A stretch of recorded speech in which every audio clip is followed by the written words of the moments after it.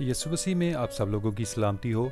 उम्मीद करता हूँ कि आप सब अच्छे होंगे और खुदा ने आज आप लोगों को कसरत से बरकत देने के लिए यहाँ पर लेकर आया है।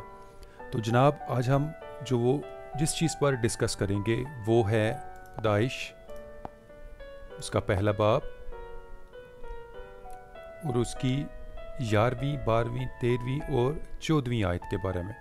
अच्छा, इसमें बहुत सारी मज़ेदार चीज़ें जो हैं वो लिखी गई हुई हैं और काफ़ी ऐसे लोग इस पर बड़ा क्रिटिसाइज़ करते हैं जो खुदा पर यकीन नहीं रखते और बाइबल मुक़द्दस को ये समझते हैं कि वो तब्दील हो चुकी है। तो पैदाइश उसका पहला बाब, उसकी 11वीं, 12वीं, 13वीं और 14वीं आयत जो है आप लोगों ने पहले भी पढ़ी हुई होंगी, लेकिन मैं आप लोगों का ध्यान एक ऐसी चीज़ की तरफ कराने जा रहा हूँ जिसके बारे में आज तक मैंने किसी खादम के मुंह से नहीं सुना। तो इसको पहले पढ़ लेते हैं, फिर उसके बाद इस पर थोड़ी सी डिस्कशन करते हैं। और खुदा ने कहा कि जमीन घास और बीजदार बूटियों को और फलदार दरख्तों को जो अपनी अपनी जिन्स के मुआफिक फलें और जो जमीन पर अपने आप ही में बीज रखें उगाए, और ऐसा ही हुआ। तब जमीन ने घास और बूटियों को जो अपनी अपनी जिन्स के मुआफिक बीज रखें और फलदार दरख्तों को जिनके बीज उनकी जिन्स के मुआफिक उन्हीं में हैं उगाया। और खुदा ने देखा कि अच्छा है। और शाम हुई और सुबह हुई, सो तीसरा दिन हुआ। और खुदा ने कहा कि फलक पर नैयर हों कि दिन को रात से अलग करें, और वो निशानों और जमानों और दिनों और बरसों के इम्तियाज के लिए हों। अच्छा, अब इसमें जो सबसे अहम और मेन जो चीज़ है वो एंटी क्रिश्चियनिटी लोग हैं, वो इस चीज़ पर सवाल उठाते हैं और ये कहते हैं कि खुदा ने रोशनी का इंतज़ाम किए बगैर जो है वो ये चीज़ें कैसे पैदा हो रही थी। इस चीज़ पर ज़्यादा क्वेश्चन किया जाता है और इसका मजाक भी बनाया जाता है। और जब मैंने थोड़ा सा इस पे सर्च की तो कुछ चीज़ें जो है वो मुझे भी सीखने का मौका मिला।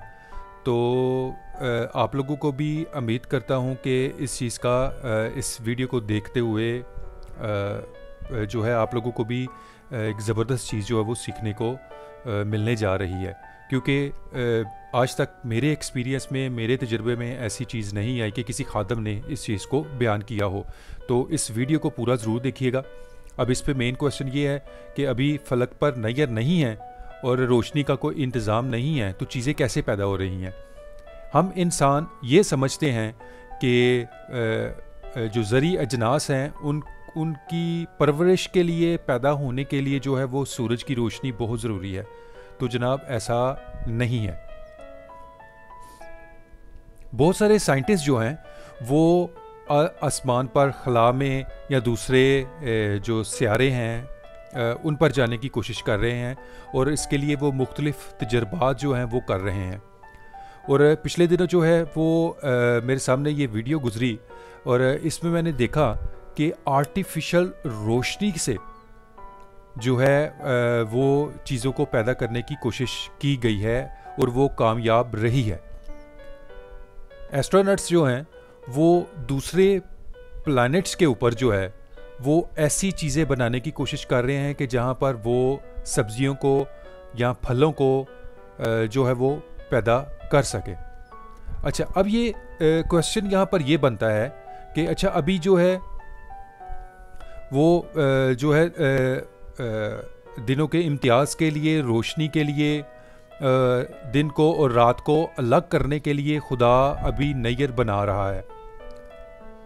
और अभी दिन और रात को किस तरह खुदा अलहदा कर रहा था?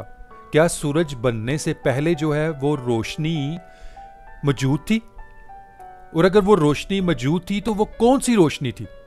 आमतौर पर खादम ये कहते हैं कि खुदा नूर है और खुदा ही की जो है रोशनी उस वक़्त मौजूद थी जो रोशनी पैदा कर रही थी या रोशनी हो रही थी खुदा के कलाम से, खुदा के वजूद से, खुदा की वजह से। लेकिन जब हमारी ज़मीन, हमारा यूनिवर्स जो है वो वजूद में आ रहा था, वजूद में नहीं आ रहा था, तो खुदा ने गैलेक्सीज़ के अंदर कुछ ऐसे केमिकल्स रखे कि जो खुद ब खुद ही रोशनी देते थे, उन्हें सूरज की ज़रूरत नहीं थी। जैसे हम इस पे थोड़ी सी सर्च करते हैं।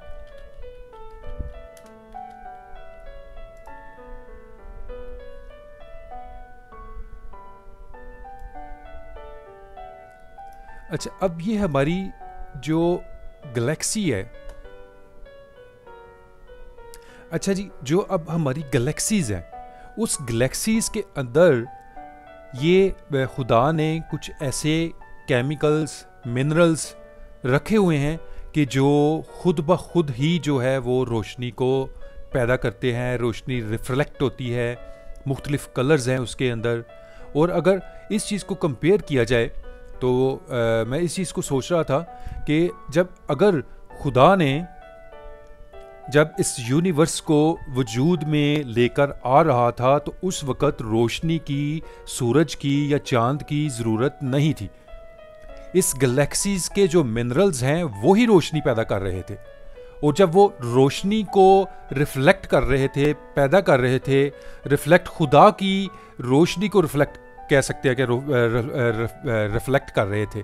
और जब ये चीज़ें रोशनी पैदा कर रही थी तो उसके लिए सूरज की रोशनी की ज़रूरत नहीं थी कि जो भी अपनी अपनी जिनस के मुआफिक जो है वो बीज रखे, फलदार दरख्तों को जिनके बीज इनकी जिनस के मुआफिक हैं उनमें हैं उगाया, खुदा ने देखा कि अच्छा है। अब एक तो गैलेक्सीज जो हैं उनकी रोशनी थी, और उसके बाद जब साइंटिस्ट जो हैं उन्होंने दूसरे प्लैनेट्स के ऊपर जाने के लिए मुख्तलिफ तजर्बात किए, तो उस तजर्बात की रोशनी में ये चीज़ साबित हुई कि जो प्लांट्स हैं उनको पैदा करने के लिए, उनकी परवरिश के लिए, उनकी बढ़ोतरी के लिए जो है वो सूरज की रोशनी ज़रूरी नहीं थी। और उसके बाद अगर देखा जाए तो खुदा ने कहा कि फलक पर नैयर हों कि दिन को रात से अलग करें, और निशानों, ज़मानों, दिनों और बरसों के इम्तियाज़ के लिए हों।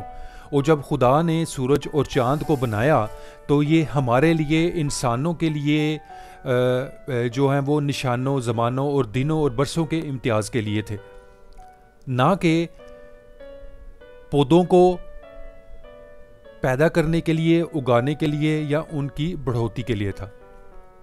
अच्छा, और इसकी 15वीं आयत में क्या लिखा है कि और वो फलक पर इनवार के लिए हों कि ज़मीन पर रोशनी डालें, और ऐसा ही हुआ।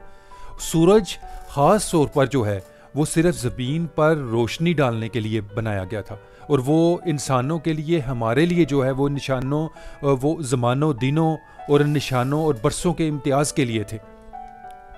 तो आम तौर पर जो हैं वो एंटी क्राइस्ट, एंटी क्रिश्चियन जो लोग हैं या बहुत सारे एथियस्ट जो लोग हैं वो इस चीज़ पर क्वेश्चन उठाते हैं कि जी अभी सूरज बनाने, रोशनी का कोई बंदोबस्त है नहीं, रोशनी का कोई इंतज़ाम है नहीं, और जो है वो ज़मीन पर जो है वो घास उग रहा है, फलदार जो है वो दरख्त पैदा हो रहे हैं, जड़ी बूटियाँ पैदा हो रही हैं, तो ये कैसे मुमकिन है? वो इस तरह मुमकिन है कि जैसे मैंने आप लोगों को पहले भी थोड़ा सा इस पर शेयर किया आप लोगों को साथ, कि ये गैलेक्सीज़ जो हैं, गैलेक्सीज़ के अंदर ही कुछ केमिकल्स, कुछ मिनरल्स इतनी रोशनी पैदा कर रहे थे कि जिससे ये चीज़ें वजूद में आ सकती थी, पैदा हो सकती थी, कि जैसे अभी साइंटिस्ट एक लिमिटेड रोशनी के साथ जो है वो चीज़ों को पैदा कर रहे हैं। अब वो प्लान क्या कर रहे हैं कि कुछ ऐसे बॉक्सेस या ऐसी चैम्बर्स जो हैं वो अपने साथ लेकर जाएंगे स्पेस के अंदर, कि जहाँ पर वो उनके वसीले से अपनी ऑक्सीजन की ज़रूरत भी पूरी कर लेंगे, अपनी खुराक की जो ज़रूरत है वो भी पूरा कर लेंगे, और फल जो चाहिए इंसान को विटामिन्स के लिए उसकी ज़रूरत जो है वो भी पूरी कर लेंगे। तो उम्मीद करता हूँ कि आप लोगों को इस छोटी सी वीडियो के इस वसीला से कुछ ना कुछ सीखने का जो है वो मौका मिला होगा, और खुदावंद आप लोगों को बरकत दे, आपकी तमाम ज़रूरियात को वक्त पर पूरा करे। इस वीडियो को अपने सोशल मीडिया पर शेयर करना मत भूलिएगा, क्योंकि हम सब की एक ड्यूटी है कि खुदा की बादशाहत को वुसअत देने के लिए अपना अपना किरदार अदा करें। यीशु मसीह आप सब लोगों को कसरत के साथ बरकत दे और आपके घराने को, आपके बच्चों को अपनी हिफाजत में रखे और खुदा आप लोगों को तौफीक बख्शे बाइबल मुक़द्दस को पढ़ने, समझने और इस पर अमल करने के। इस वीडियो को लाइक और शेयर करना मत भूलिएगा। खुदा आप लोगों को अपनी हिफाजत में रखे। खुदा हाफिज़।